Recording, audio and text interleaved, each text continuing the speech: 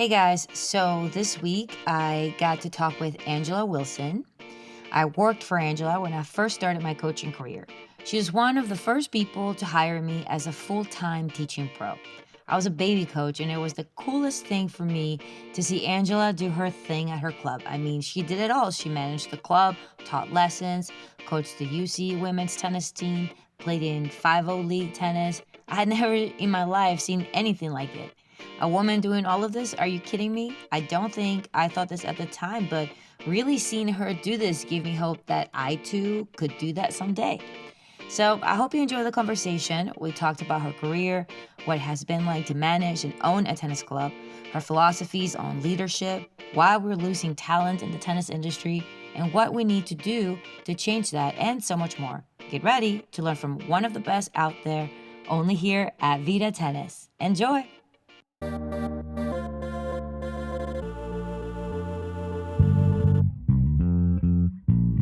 Hello, everybody. Welcome to Vida Tennis, the podcast for those of us who eat, sleep, breathe tennis. I'm Jennifer Gellhaus, and today I'm so excited to talk with Angela Wilson. Angela is the general manager at the Western Athletic Club, a fabulous facility that her and her family has owned and managed since 2004, which offers tennis, pickleball, fitness, and swim.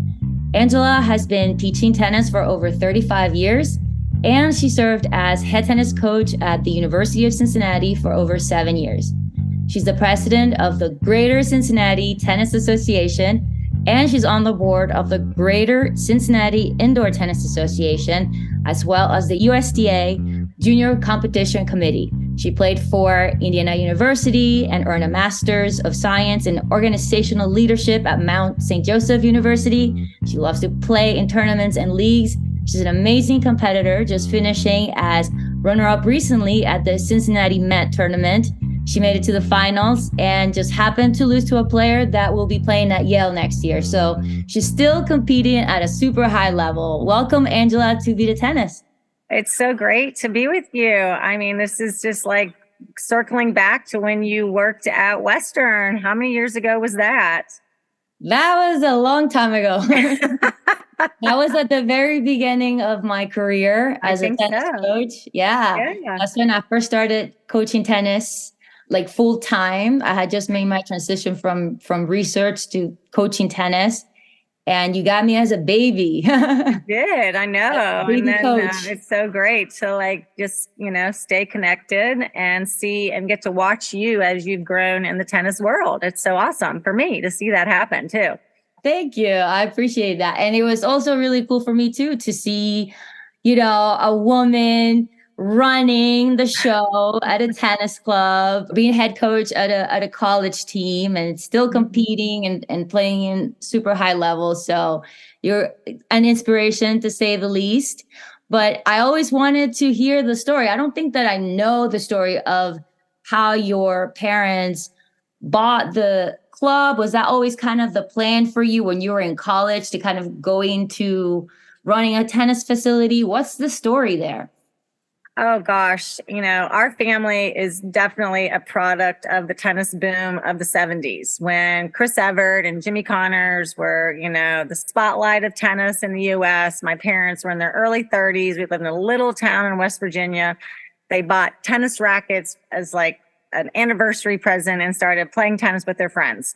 And then the kids were kind of on the side, like, okay, kids, you ready to play? And we started playing. And then it just sort of snowballed from there. We really loved the sport. My parents loved the sport.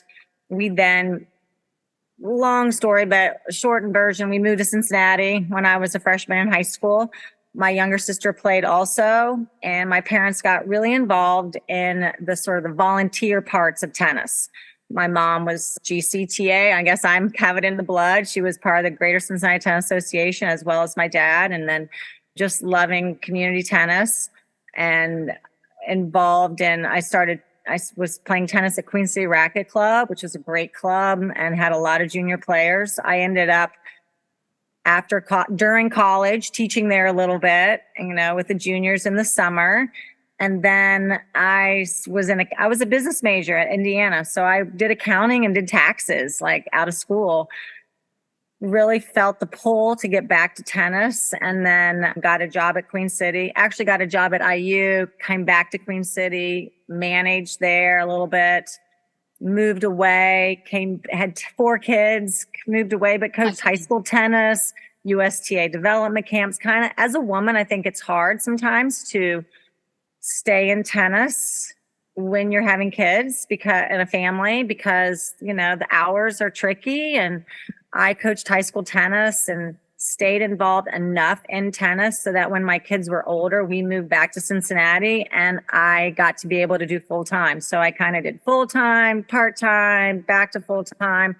And then this club came available for sale in Cincinnati. And I think my family, because of their time of like community tennis involvement, my time as far as coaching and tennis, we kind of put it all together. And the club was either going to be sold as a tennis club or as a warehouse. I mean, there could have been no tennis there. And we bought it and then it's really built into the facility. And then that's kind of, there was no grand scheme. Back to your question, was that the plan? No, it wasn't the plan. Things just sort of happened along the way. And tennis is that great sport where there are a lot of good people, really good people.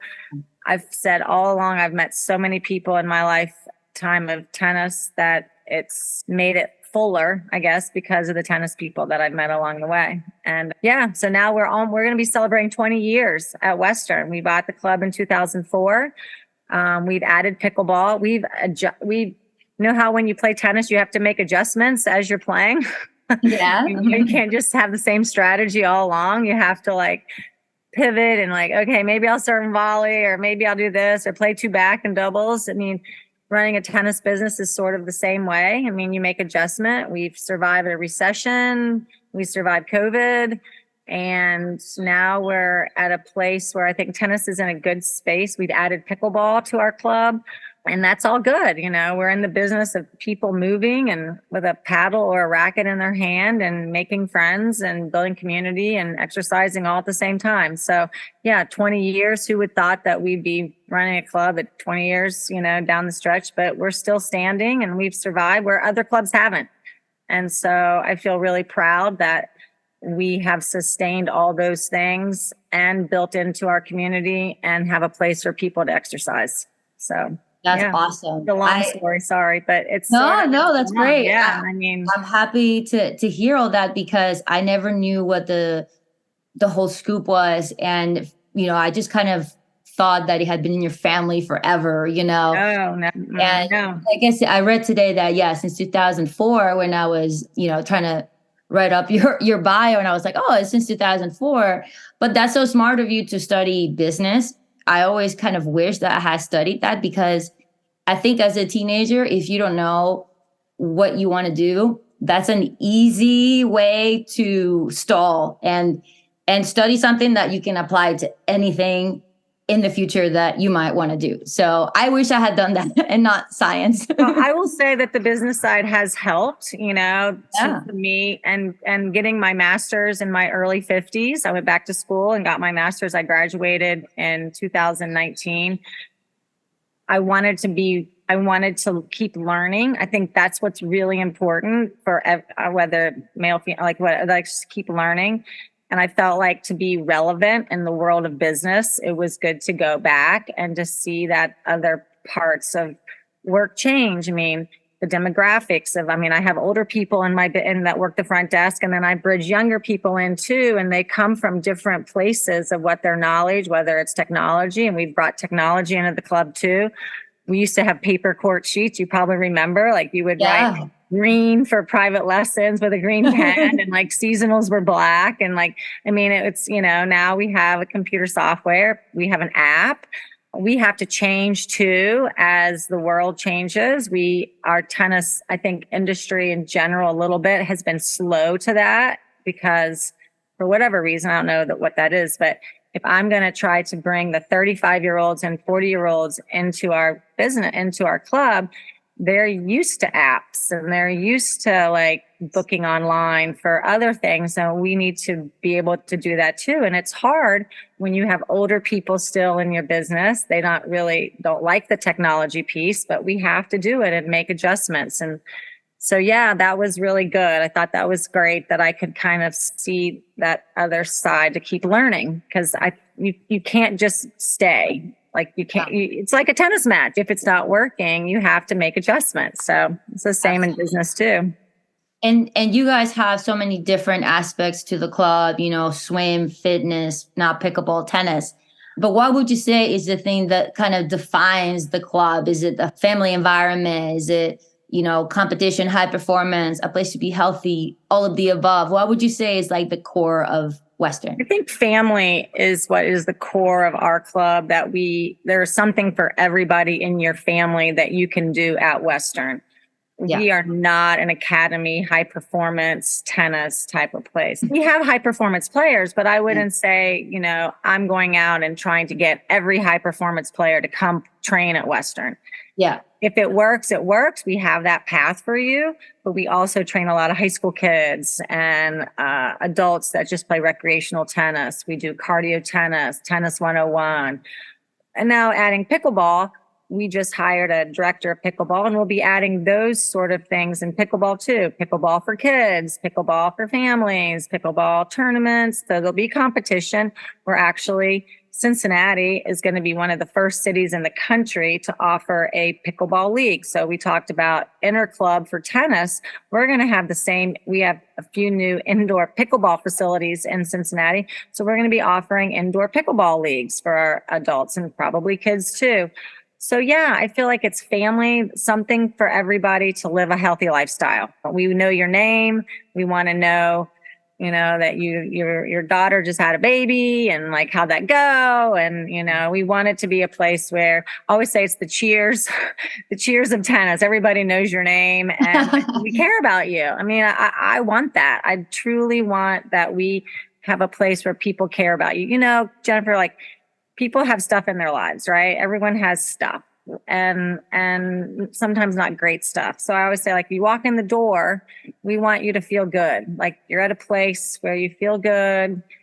We're not perfect, but we try to be clean and we try to have a smile on our face, and that like you could work out in a cheerful place and you feel proud to be a member. So yeah, I love that's my mission. Yeah, really. I love that. And I always think of my job as a tennis coach.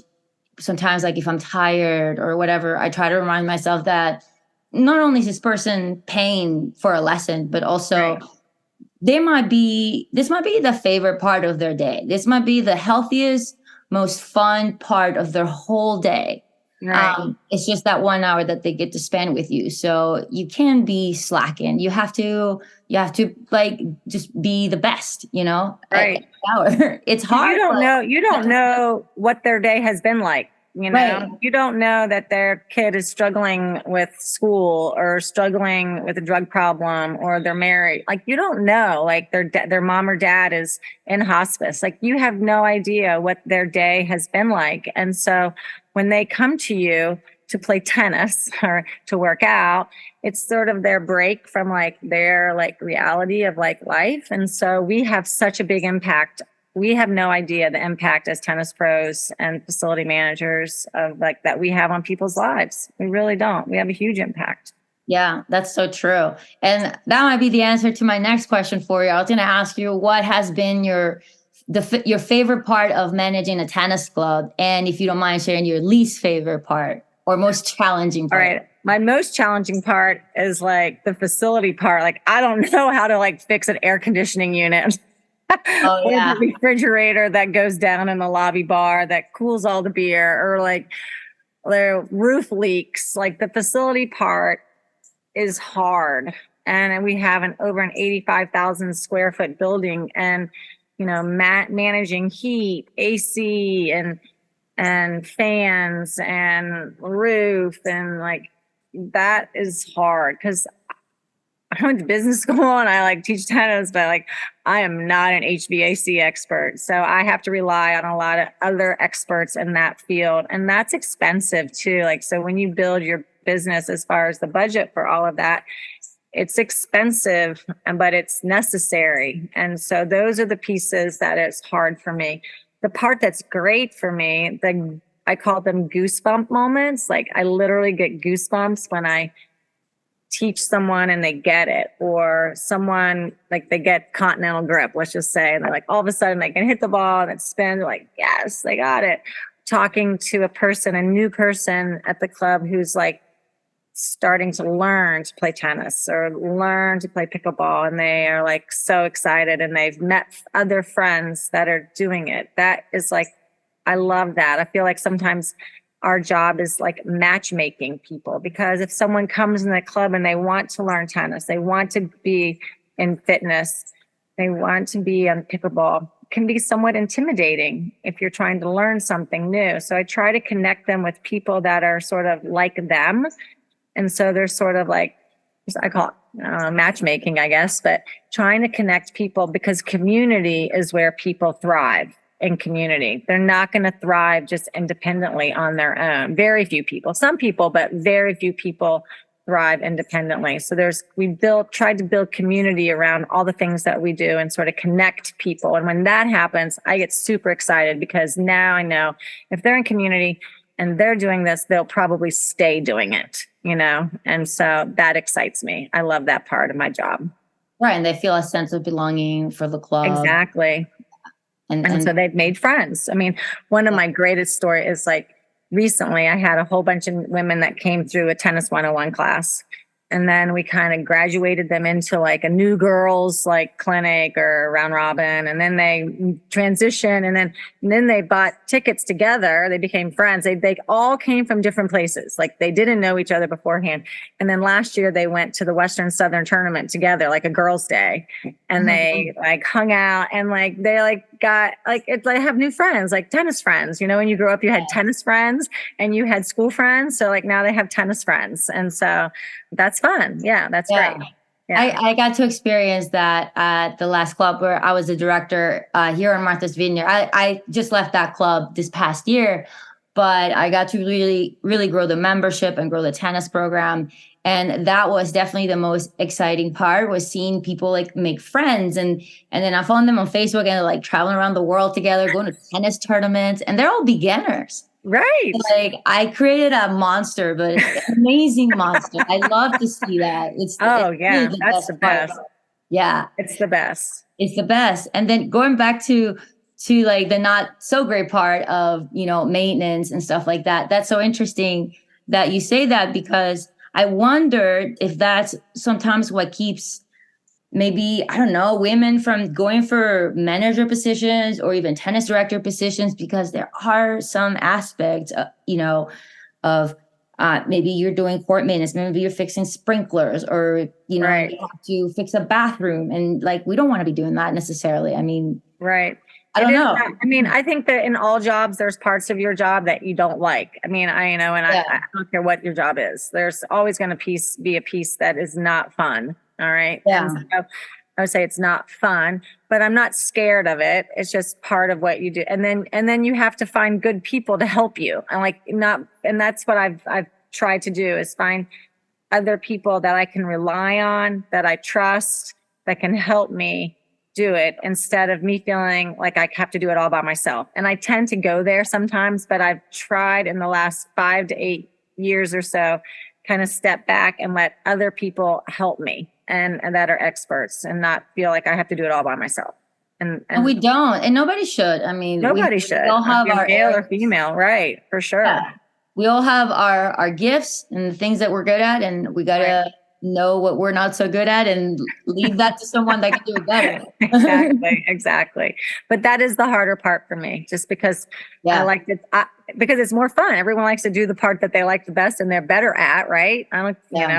So I like to do the teaching, and I've tried, and the membership type stuff. I've pulled myself off the court a little bit lately, because I have to feel like there's a big picture piece too, of like where the club is going. And we continue to grow. I can't grow the court while I'm on the court. Does that make sense? Like I have to so I'm trying to balance how much time I'm on the court to how much time I'm off the court too. And then hiring people that can do some stuff that I can't do too, or that they can be better on the court too. And so there's a trust factor there too. And hiring good people is important. What's your ideal number of hours on court per week? And for me, it's probably 6 to 10 hours a week on the court, probably. I like to, and when I am on the court, I like to do, like, I call it block scheduling. I would rather bang out 4 or 5 hours in a row than do like an hour here, an hour here, an hour there. I don't feel like my brain doesn't seem to be able to back and forth, almost multitasking. I'd rather focus on just teaching and then focus on the other stuff. So 6 to 10 hours. If I do more than that, I feel like I'm just not getting the things crossed off my list that I need to do at the club. It makes it hard. And it's tough. I'm sure it's tough too, because you probably get requested a lot. People want lessons with you. Yeah. I've hired some good people lately that I feel really confident that I can give those lessons to people that are good. Now, you have mentored a lot of players and tennis pros as well.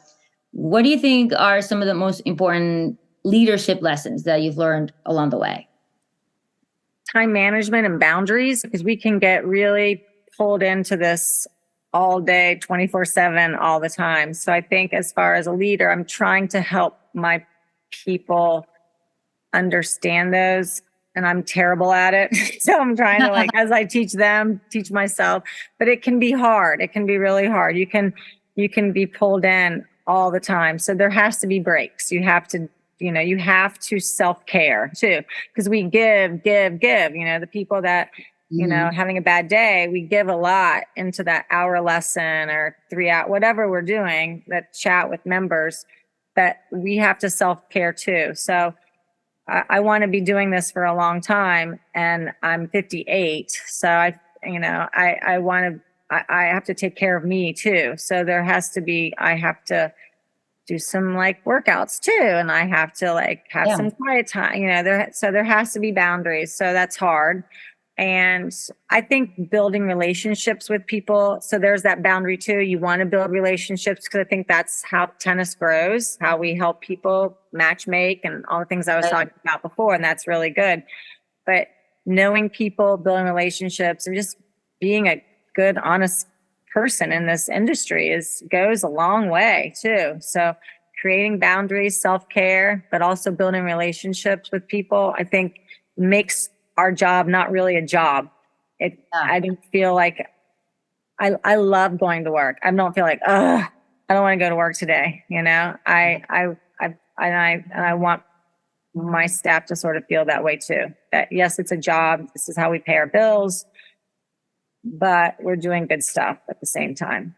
That's going to be, I feel like, extra difficult for you because your family owns the club. So you're way more invested in it. Right. Than another person would be. So there's like no boundary. It's very hard. I mean, I give my cell number out to everybody. I mean, and sometimes I'm like, I got a message this morning because we're having a tournament at the club this weekend, a junior tournament. And, they're like, oh, I mean, his back is hurt. Can you, so I did some work this morning, but I mean, it is what it is. And then you kind of have to shut it down and go do something else. But I'm sitting in my backyard. I love to garden. So I have I like flower. I like to, so that's sort of my therapy. And I bought a bike. So I'm starting to bike ride a little bit. So that's good. Trying to have some me time.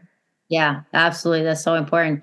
And what about any lessons that you have learned along the way when it comes to coaching tennis? Anything you would like all tennis pros to know or keep in mind when they're on court? I think to also continue to learn. You can't just rely on this is the way you teach a forehand, or this is the way you teach a backhand. There's lots of ways to teach a forehand. There's lots of ways to teach footwork. There's lots of ways. And I continue to learn, and I watch Instagram posts and all, I'm continually building my book of the knowledge into my brain, so that when a situation comes up with a player that you're coaching and they're not getting it, I have another plan B or C in the back of my brain that maybe we can do it this way and we'll get it. We'll be successful. And so I think that's really, really important, is to keep learning. Don't just be stuck in your way that you do it this way, and that's the only way to teach a forehand, or this is the only way to win a point. You have to be willing to learn and grow, and that's going to help you be a better tennis pro for sure. new Yeah. drills. And I always say it's like kind of recipes. Like I like cook the same stuff all the time. The same ingredients are in my house. And so if I go to get a new recipe to cook something else, I'm like, I don't have those ingredients. And so I go back into cooking the same thing, and so we all rely on the same drills or the same, this or that. So it's good to be able to know different ways to have people have fun and learn. And so you have to be fresh and just learn from other people. That's important. Yeah. And also now everything in the tennis industry seems to be leaning towards the rackets world more so than tennis. So having the ability to teach multiple racket sports, pickleball. Here at the club where I am now, we have squash. I'm not teaching squash because we have just one squash court and we have an excellent squash instructor. But I've been teaching pickleball this summer, and actually I've been having a lot of fun doing that. I always say I love tennis is first. Tennis is my love. Not tennis comes number one, but I'm also actually having a lot of fun with pickle. Right. I think it's a different, it's kind of gives you a mental break from tennis. And it's mixing it up. It's kind of fun to do that. I'm the same way. I taught a pickleball express class last Saturday morning, and I got certified in pickleball to teach pickleball. I did the certification, and I think that's important. Certifications are important for people to do just in everything. But I think, same thing. You can transition a lot of your tennis knowledge into pickleball, and it's good to use your brain a different way too. And people are having fun, and I agree. I think it's good to learn another sport. Yeah, I'm kind of learning another sport too. Yeah, I'm going to be learning platform tennis. Oh, okay. I'll be doing some camps this fall. Yeah, but I don't know that I will get certified in every single one. Right. That's a lot of money too. It is a lot of money. Right. Oh, I know. I know. Yeah. Well, I wanted to ask you about the pickleball certification. What do you think about it? Do you think it was good? We had someone come, we did the PPR one. And then I've also seen USPTA now has its first certification for pickleball as under their umbrella.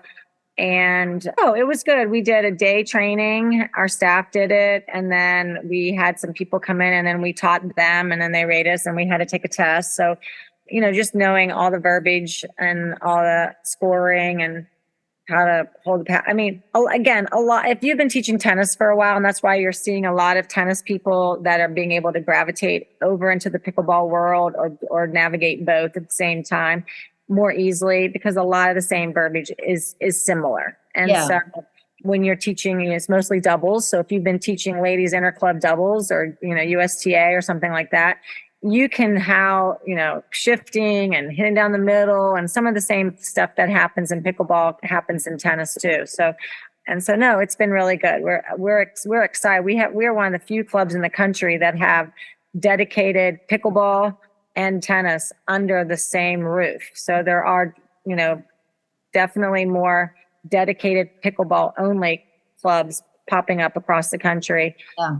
But we took the plunge right after COVID. We were going to resurface our courts, and then we used some PPP money to kind of navigate. We waited till 2021 to resurface the courts. And then we decided to do we took 2 tennis courts. We had 9 indoor tennis courts, and we took 2 of the courts and we made 6 indoor pickleball courts. So we have, it's a great fit for tennis and pickleball. I call it cats and dogs. We have pickleball right beside tennis. So sometimes the noise can be a little bit of a factor.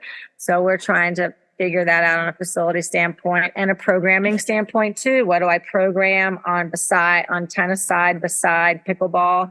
I can't program tournaments beside pickleball, or maybe interclub matches, but lessons and cardio tennis that is also more group oriented. We program those courts beside the pickleball courts. So I navigate that as well trying to make everybody happy. Yeah. And I hope you don't mind me asking, but is pickleball profitable for you? I mean, it's a little bit different because you're indoors, so people pay for court time, right? So it was getting a bad rap for a while that pickleball people won't pay for indoor court time, but pickleball is in the same space. I mentioned the 1970s when my parents started playing in the tennis boom.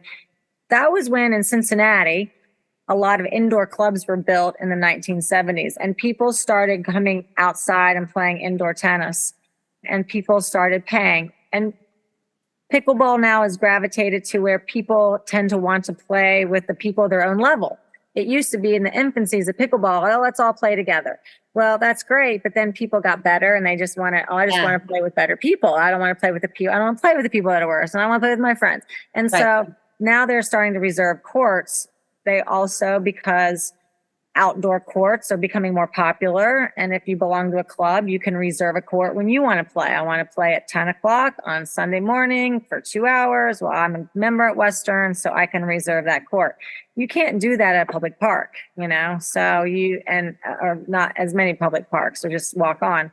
So that has helped. Our membership number has grown for sure. Our monthly membership dues, because we offer something for everybody now, with the pickleball and the tennis and the fitness, it seems like there is something for the whole family to do. And so, yes, its profitability is selling court time. We had a court utilization issue with tennis. So now I've used those 2 courts to sell courts, but I've also run tournaments too. Like I'm running pickleball tournaments, and people want to play tournaments. So I use dead court time on a Saturday afternoon into Saturday evening, and I run a pickleball tournament, and they're very profitable. Now the leagues will be profitable. Membership dues have gone up. So yes, it has helped our club substantially by adding pickleball.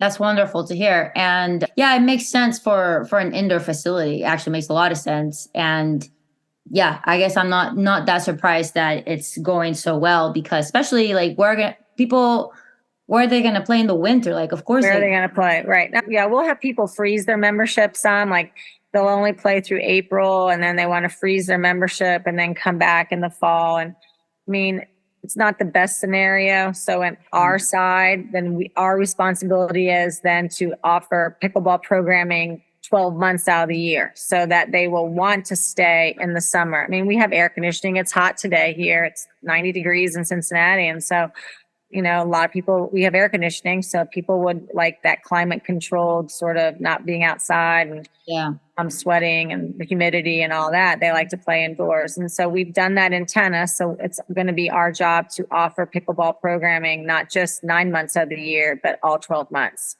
That makes sense. And I love hearing about like successful pickleball stories, because to me, we have to figure out a way of how to make it profitable, because every club kind of has their own challenges when it comes to pickleball. A lot of times, like I was sharing on another episode, like at our club here, people don't pay for court time. It's all paid with the membership. So, and pickleball doesn't really have like a whole lot of programming. We just started it this year, and it's actually been blowing up. But, it's kind of like, well, how do you make money out of that? For a director, like, or a pro, is like, how do I monetize that? And I think it's important to have those conversations of, we just have to think differently, right? We have to. Right. You do. And as I was saying, like we have junior clinics for tennis. Why don't we have junior clinics for pickleball? Because there's a lot of kids that struggle with learning to play tennis, but might have an easier time learning to play pickleball. And we really believe here locally that at some point pickleball is going to be in the high school. It could be a high school sport. And so if that's the case, then, there's going to be kids that might want to have an opportunity to play a high school sport that they might not be cut from. They might be cut from soccer or baseball or something like that. And pickleball is going to be a little bit easier, faster learning curve than maybe tennis to transition from a sport that they can't play, but now they want to play for their school. So if that's the case, we need to be in that space to help them. So it's learning. It's trying to figure it out. I said, here lies Angela. She's trying to figure it out, and that's good though. It keeps my brain healthy and trying to figure it out. So if you could go back in time to 2004, when your family purchased your club, what would you say? Any advice? Any don't do this or do this? What did we do?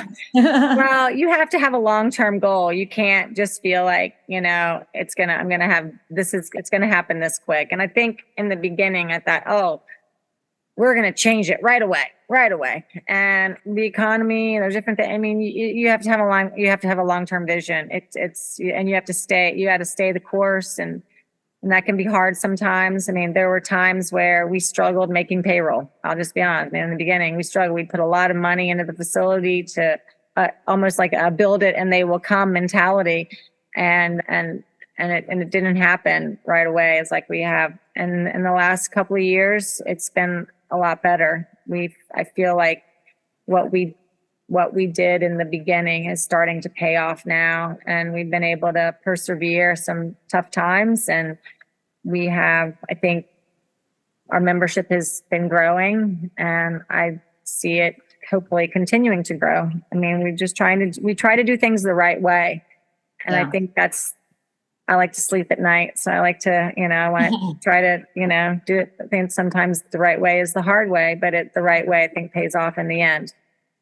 Yeah. And what are your thoughts on the tennis profession today? Just kind of shifting gears here, because we keep hearing about losing more and more tennis professionals, and not a lot of people are going into the profession of teaching tennis. Are there any specific things that you would like to see maybe change? So we just did. I mean, teaching tennis is hard. I mean, in the time, for us at our club, we teach in the morning, we have a dead time in the afternoon, and then we teach after school into the evening. So you're teaching you could have a 10 or 12-hour day, really.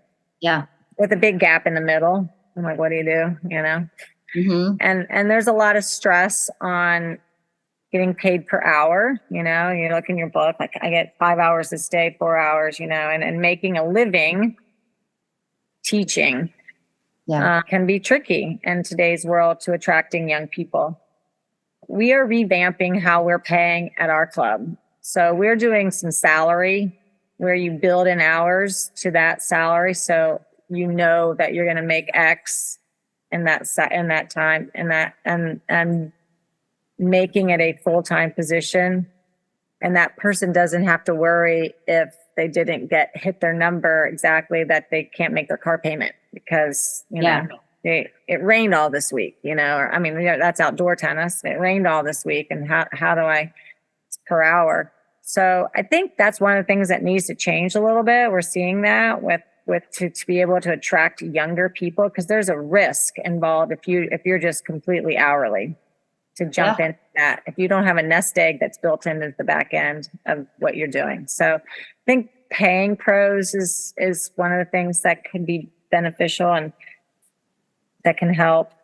There's USPTA figures that most pros are over the age of 45 or 50, the majority of pros out there. So we're going to have to bring in young people, pay them, and help train them and be better at that, and not just let them sort of figure it out on their own. We're going to have to be more as managers. Yeah. And you got to see a path, like a long-term path. Right. Too, because what happens, and I've discussed this a few times, what happens in the industry is that you start off pretty well. I mean, when you're younger and you're making, I don't know, over $20 an hour, depending on whatever club you're at, like that's great. When you're just out of college, but then after a few years, you're like, okay, well, when am I going to make more money? I just have to work more.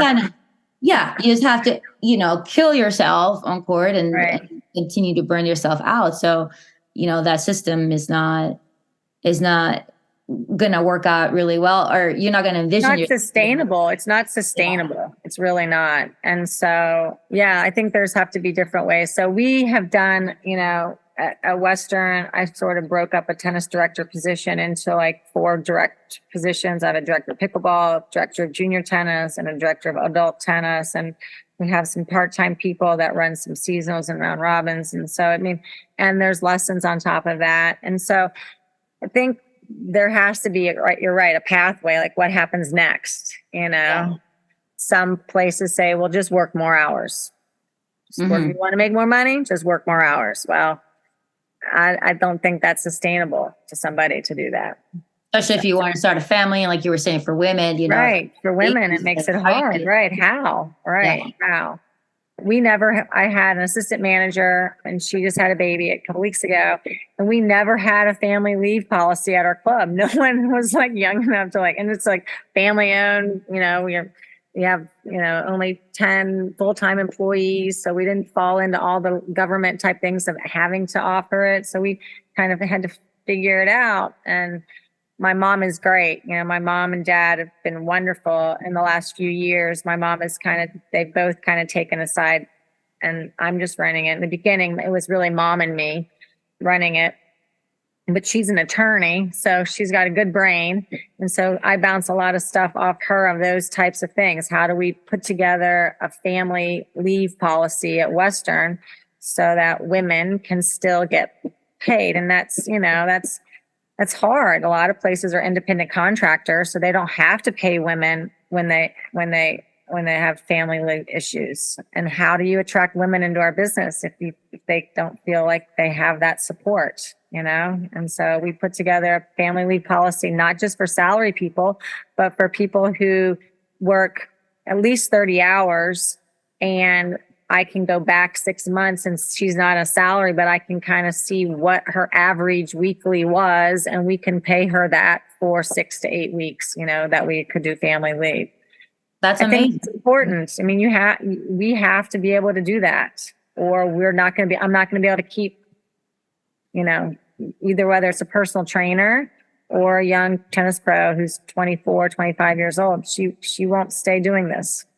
Right. And I think this is this is the basic stuff, right? This is pretty much a no-brainer to me. It's it's almost like we always get asked, how do we attract more women? How do we attract more women? I'm like, well, duh. Who wants to do this? Right. Women are way smarter than this. They're not doing this. I'm crazy. I don't know. Maybe I'm crazy. One of the few people that stick it out. I also don't have kids. If I had kids, it would be a completely different story. I don't know that I would have made it as a tennis professional if I had kids, to be honest. And you see that when I was coaching at UC, the first ITA conference I went to, coaches conference I went to, I think there were 6 women there, coaches. Yeah. There were a lot of coaches, and a lot of them either didn't have kids or persevered through it, and they were on the other side. And my kids were in middle school, high school, and I coached for 7 years, and it just got kind of crazy. The club needed me. UC, University of Cincinnati, was growing, and that was all good for them. And the club was growing and needed me, and my family, it was either my family business, my family, or UC had to go. And so I couldn't continue coaching. But you see that a lot. There aren't a lot of women coaches because the time commitment is so huge, whether it's recruiting, traveling for matches. I mean, and college coaching, quite frankly, unless you're in one of the top, conferences, you're not getting paid a whole lot either. Right. The pay isn't great. Right. You have to be flexible. You have to have the ability to basically move from job to job every few years and to climb your way up. And then you're moving from city to city, and, not everybody wants that. Right. No one wants to do that either. So it is tricky, but we're also looking at young men coming into our, profession too. And there's a work-life balance. Well, I went back to what I was saying earlier, the boundaries, you can work 10, 12 hours a day, but that's not going to be good for your marriage. If you're married, that you're not home every night, Monday through Thursday and working weekends. So you have to, figure that out. And that's part of my job too, with my staff, is kind of figuring out, as we're planning, right now we're in the midst of all this planning for fall, who's teaching what, in the morning. If you teach late on Tuesday night, I really don't want you to come in early Wednesday morning to teach the 7 a.m. cardio class. That's not right. So someone that maybe doesn't work on Tuesday till maybe only 3 or 4 in the afternoon, maybe they're going to come in on the Wednesday morning and teach the early Wednesday. Because this is why we need women leaders, because men don't think about this stuff. They're like, oh yeah, just suck it up and come at 7 a.m. No, I look at this all the time. I mean, because otherwise I burn you out and you're not going to Yeah, keep working for me. And then it's hard to find good people, like, right? So I have to absolutely. manage all of that. So I keep you happy and your family happy so that, you know, and there's going to be weeks where, and maybe a month or so where it's busy season. And I did taxes and we had busy season, Right. January through April, it was busy season. And there's busy season in our industry too. You're in Martha's Vineyard, there's busy Yeah. season for you. So maybe you have to work more for those Yeah. 4, 5, 6 weeks than you normally would. But then you have to take a break after. And then management has to understand that and then give you some breathing room. And then maybe it's busy season again. I don't know, but there's always going to be a busy season. We run a lot of tournaments at Western on the weekends. So during busy season, January through, UC comes in, plays their matches at Western still. We have a club team, we have tournaments. Now we have pickleball. I mean, it's crazy from October until February-ish. We try to take good time off for Thanksgiving and Christmas. But yeah, I mean, we work when other people's time is off. So, but then when May comes, it's like, whew, April, May, we take a little breather. And then camps start, in summer. So now you're working again. It's, Yeah. but you have to kind of manage that. But know that there's busy season, but know that when you're going to get a break, and then try to help each other out during it. So. Yeah. Yeah, that's so true. For me now, I'm in the midst of my busy season. I have the afternoon off today, and I'm going to the beach after this, which I'm excited about. But it's kind of cold today, which I love. Trust me, it's not cold; it's 70s, but it's pretty nice out. And you're in Edgartown? Is that where you are? Yeah, I'm in Edgartown. So beautiful. It's awesome. I love it. It's completely different from Florida. It's interesting. Just kind of a side note. I was talking to someone the other day. And I could kind of sense a little bit of maybe judgment, like, oh, yeah, you just go to where there's money. And I'm like, well, not necessarily. First of all, we're all in this for money because this is our job, right? We're nobody's volunteering here. And two, I love coming out to Martha's Vineyard. I was in the Hamptons for many years. You get to meet very interesting people. It's fun. It's a beautiful place. It's a change of scenery. I absolutely love coming out. But anyway, as far as the money thing, you're exactly right. I mean, I say this all the time at work. I mean, we get to come to work. We wear sneakers, joggers, and athletic clothes, do our job, and we talk to people. But then in the day, we're also measured. There is a profit and loss statement that is that tells the story, the actual story. Are we doing well as a business? And so we always have to be mindful of ratios of kids on courts. We don't want to. I always say we'll start a new program and maybe only 1 or 2 people. And I don't mind losing money in the beginning because we're trying to get something started. And but after 4 or 5 and it's not working, well, maybe we have to either change the instructor, change the program, move the program to another day, do something, or not do the program. Maybe we just had a pipe dream that something was going to work and the customer doesn't want it. But we still have to be mindful of the revenue and expenses of running a club or running, what you're doing too, and how you price things and how many people are on a court. And because if you can't measure it, you can't manage it. So it has to be measured as to what you're doing. Yes, we do all these great things for people. I want a great facility. I want people to feel good. But at the same time, I have to know that it is still a business. We're not volunteering, like you said. Exactly. Yeah.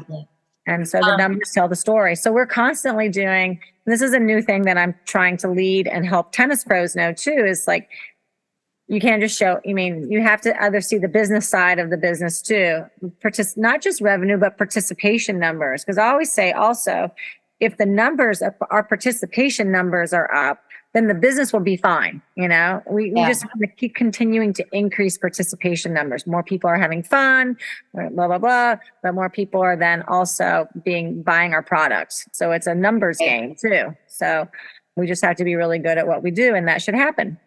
Yeah, absolutely.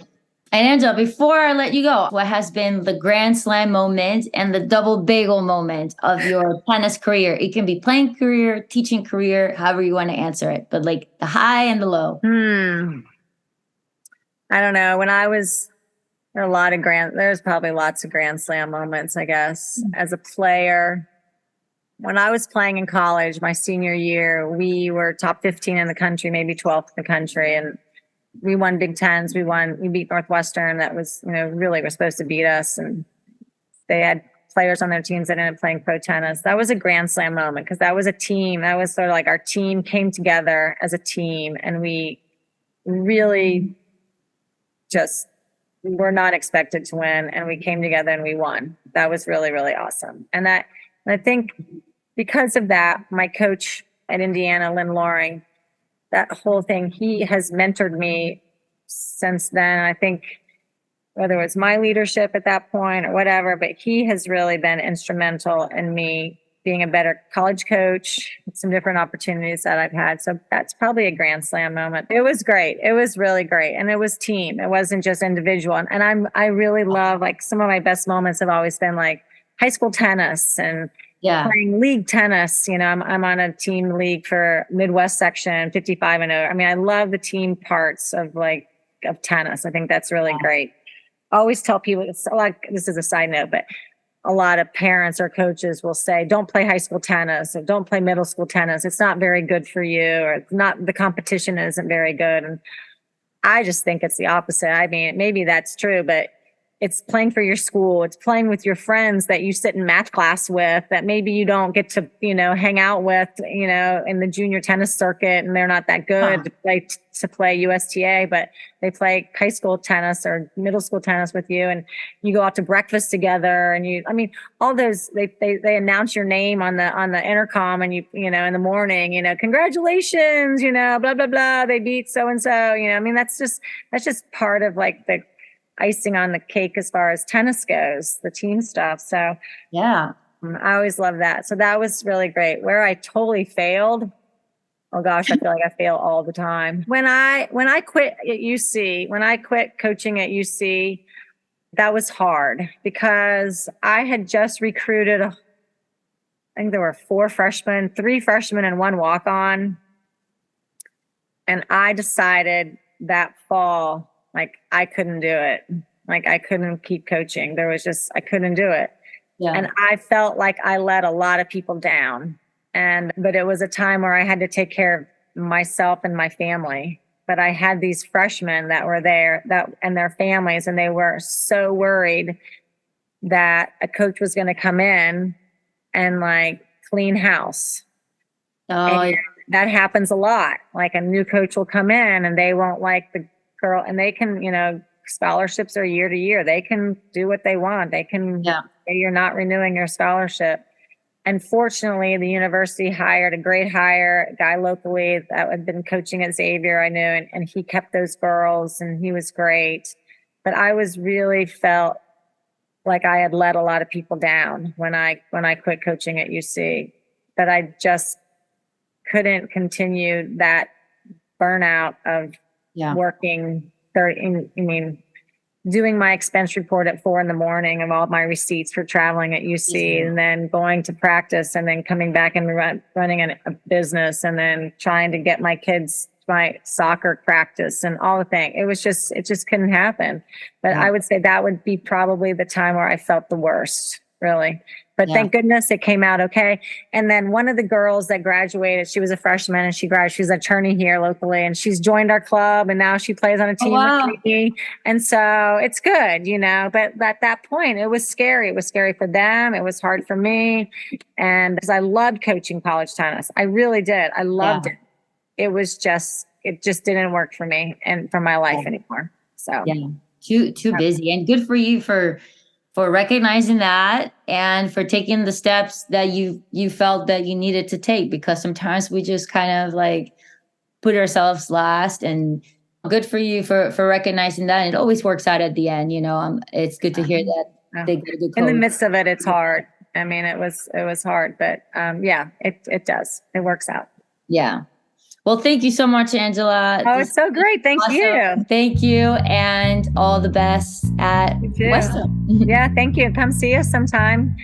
Thank you so much for listening to Vida Tennis. You can visit www.vidatennispodcast.com for more, or follow us on Facebook, Instagram, and on YouTube. If you enjoyed this type of content, please share our reels on social media, or even better, leave us a review on the podcast app that you're listening from right now. It really means a lot. I would love to hear from you also, so if you want to reach out to me, feel free to email me at vidatennispodcast@gmail.com. Thank you so much for listening, and until next time.